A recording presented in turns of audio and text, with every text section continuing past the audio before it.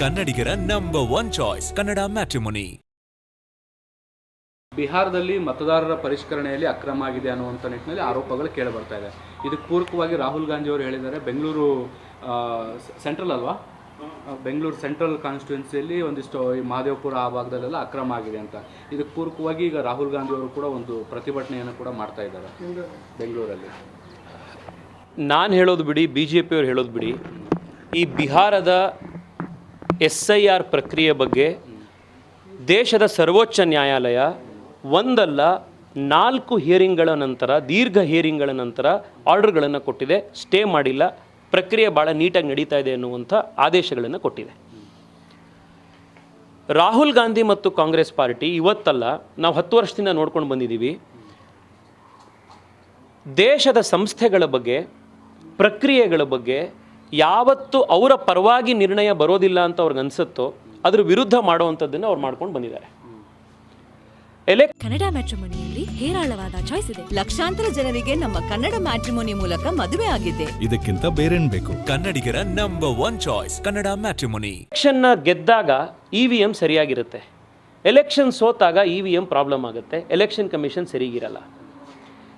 ಕೋರ್ಟ್ನಲ್ಲಿ ಅವ್ರ ಪರವಾಗಿ ಜಡ್ಜ್ಮೆಂಟ್ ಬಂದಾಗ ಕೋರ್ಟ್ ಸರಿ ಇರುತ್ತೆ, ಅವ್ರಿಗೆ ಸರಿ ಅನ್ನಿಸ್ದಲೇ ಇರುವಂಥ ಜಡ್ಜ್ಮೆಂಟು ಕೋರ್ಟಿಂದ ಬಂದಾಗ ಭಾರತದ ನ್ಯಾಯಾಂಗ ವ್ಯವಸ್ಥೆಯೇ ಸರಿ ಇಲ್ಲ ಅಂತಂತಾರೆ. ಮೋದಿ ಸರ್ಕಾರದ ವಿರುದ್ಧ ಯಾವುದಾದ್ರೂ ಜಡ್ಜ್ಮೆಂಟ್ ಬಂದಾಗ ಸುಪ್ರೀಂ ಕೋರ್ಟ್ ಸೂಪರ್. ಅದೇ ನಿನ್ನೆ ಸುಪ್ರೀಂ ಕೋರ್ಟು ಚೈನಾದ ವಿಚಾರದಲ್ಲಿ ಒಬ್ಬ ಭಾರತೀಯ ಕೊಡುವಂಥ ಹೇಳಿಕೆಯನ್ನು ರಾಹುಲ್ ಗಾಂಧಿ ಕೊಟ್ಟಿರೋದು ಅಂತ ಅಂದಾಗ ಸುಪ್ರೀಂ ಕೋರ್ಟ್ ಯಾರ್ರಿ ಇಂಥದ್ದೆಲ್ಲ ಮಾತಾಡೋದಕ್ಕೆ, ಸುಪ್ರೀಂ ಕೋರ್ಟೇ ಸರಿ ಇಲ್ಲ. ಇದು ಕಾಂಗ್ರೆಸ್ ಪಾರ್ಟಿಯ ಡೂಪ್ಲಿಸಿಟಿ, ಕಾಂಗ್ರೆಸ್ ಪಾರ್ಟಿಯ ಹಿಪಾಕ್ರಸಿ. ಈ ವಿಡಂಬನೆ ಏನಿದೆ ಇದನ್ನು ಜನ ಅರ್ಥ ಮಾಡ್ಕೊಂಡಿದ್ದಾರೆ. ನಾನು ರಾಜ್ಯದಲ್ಲಿ ಮುಖ್ಯಮಂತ್ರಿಗಳಿಗೆ, ಉಪಮುಖ್ಯಮಂತ್ರಿಗಳಿಗೆ ಕೇಳೋಕ್ಕೆ ಇಚ್ಛೆ ಪಡ್ತೀನಿ. ನಿಮಗೆ ಮಹದೇವಪುರದಲ್ಲಿ, ಇನ್ನೊಂದು ಕಡೆ ಕರ್ನಾಟಕದ ಎಷ್ಟೋ ಬೇರೆ ಬೇರೆ ಕಡೆ ಮತ ಎಣಿಕೆಯಲ್ಲಿ EVMನಲ್ಲಿ ಬಹಳ ದೊಡ್ಡ ಅವ್ಯವಹಾರ ಆಗಿತ್ತು, ಸಮಸ್ಯೆ ಆಗಿತ್ತು ಅನ್ನೋದೆಲ್ಲ ನಿಮಗೆ ಗೊತ್ತಾಗ್ತಿದೆ ಅನ್ನೋದಾದರೆ 2.5 ವರ್ಷ ಅಧಿಕಾರ ಯಾಕ್ರಿ ಮಾಡಿದ್ರಿ?